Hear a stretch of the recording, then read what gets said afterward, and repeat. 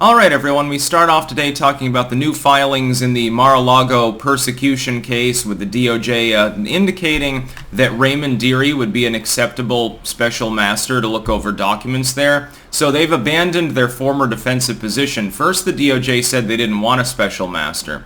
Then they put forth two of their own candidates because they and Trump's team were capable of doing so. Now their new filing says, hey, one of the people that Trump pointed out as a possible special master, we don't have a problem with him. Actually, that would be pretty cool. And I would like to remind people, link in the description. The first link is archived. That's to the story itself, to the filing. The second link is to a video I did several days ago in which I indicated that Raymond Dearie was the most likely special master. Former FISA court member, appointed by Ronald Reagan. He has judicial experience. The other three people that were put forward have conflicts of interest. So Raymond Dearie already was number one pick in my book, as I indicated, and now it looks like it's pretty close to inevitable. If the DOJ isn't contesting the concept of putting him forward, there's no reason to consider the DOJ's own picks. One of them was a Clinton appointee, the other a Bush appointee, both involved with legal cases against people associated with Trump, and the other Trump pick, Huck Jr., I believe, or Buck Jr., has never had judicial experience, so that was always going to be a long shot consideration. This gives the judge an easy way out to make it quite clear to people there's no conflicts of interest, there's no bias here, the special master has been accepted by all parties, there's nothing wrong with it, it's a Trump pick, but the DOJ has said they don't have a problem with it, and so I suspect that Dearie will be chosen. I'd like to take the win on predicting that that would happen. The judge could fly the coop and randomly choose one of the other picks, or potentially a third party of its own choosing, I think, but this pretty much puts the writing on the wall. Now, what's the deeper strategy? The DOJ never wanted a special master. Their new filings indicate that they stubbornly still do not want the special master to look through the classified material in the Maralago Hall. That is, that they're claiming that that is absolutely pertinent to the case, even though they pivoted from Espionage Act to Presidential Records Act. Trump's filing the other day definitely undercutting that, because quite clearly the Presidential Records Act gives the president access to classified material. And then you set up for a legal case potentially where if there's any indictment or anything like that, Trump can say, look, I exerted executive privilege over the materials there. It doesn't matter if they're top secret because I declassified them for my own records purposes. I have that right under Obama's Presidential Records Act, which is true. And the former president doesn't have the ability to revoke that executive privilege, which is true. There is no binding SCOTUS case that indicates that a sitting executive can retroactively remove access to that documentation. That's an entirely separate case that would have to play out. That would probably take years. SCOTUS might fast-track it, but fast-tracking before SCOTUS is like a 6-month waiting period, so we'll see what happens separately. And so the DOJ's new tactic is they're not even bothering to contest one of Trump's potential special master appointees. They don't even, they realize that there's a trade-off here, and here's what I suspect it is. They want to expedite the processing of the documents so they can proceed. They realize that the judge is probably going to be inclined and has already been encouraged by Trump's legal team to prevent the DOJ and the FBI from accessing or looking through the documents until a special master vets them.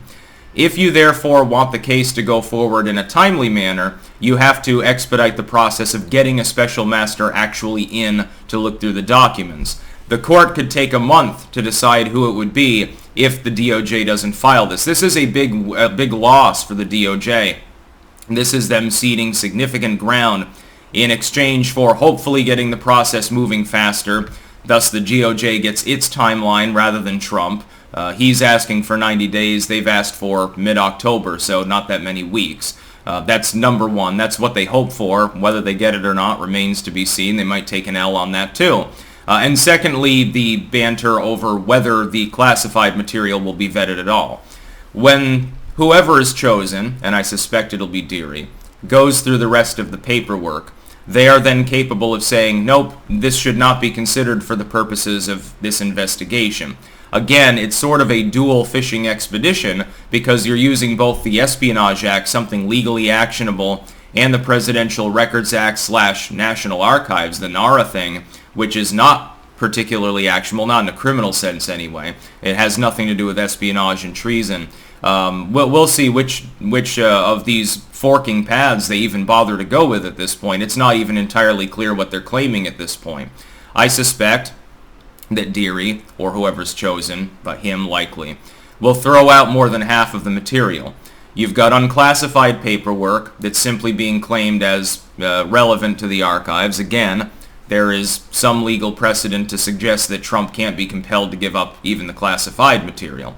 You've got Melania's nightgown and random books and news clippings and things of that nature, Time magazine covers. Those are clearly not records that need to be kept with the National Archives. Those are clearly Trump's personal possessions, and in some cases it seems Melania Trump's personal possessions. She'd probably burn them ceremonially after getting them restored to her. They're not going to be able to retain that material. I personally think that they took a bunch of shit because it happened to be in the same boxes and they didn't have time to look through it all, number one, and Trump put it there for a reason, number two. And point number three, to humiliate Trump and his family, to intimidate them. I think that taking Melania's nightgown and shit like that was clearly done for a reason. It's not remotely pertinent to what they were looking for there. It's an overreach of the warrant. But Dearie will probably be chosen as predicted. Again, I will toot my own horn here briefly in taking a win on that one. It was obvious that the other three people that were in contention here had conflicts of interest. It'd be weird, actually, if the court didn't accept the DOJ's own fucking filing and said, no, we realize you don't have a problem with this particular pick, but we want this other dude to do it instead. That would be very funny, but it's very, very unlikely. I don't see this case going in a good direction for the DOJ. When you have to give that kind of ground in order to try to expedite the case, and Dearie can literally sit there on his sitting on his thumbs very slowly going through the paperwork anyway. I mean, we're talking about thousands of pages of documentation. A single special master and potentially a couple of helpers, it's going to take him a long time to go through that material.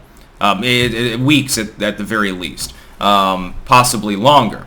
If, therefore, you are in mid-October and the special master starts sitting down to go through it, you might be after the midterms before that job is even done. At some point, Trump probably runs for office after the midterms anyway, thus throwing an entirely different wrench into the equation. How do you continue the criminal investigation of a candidate for the presidency, also a former president, when they are actively on the campaign trail and I suspect facing very limited competition from other Republicans? Oh, it's going to be great.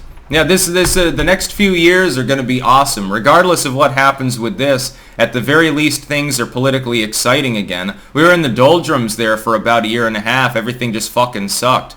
Hell, even Biden's approval has gone back to its old holding pattern at a soft floor. Probably not without good reason, because at the very least, there's something going on now.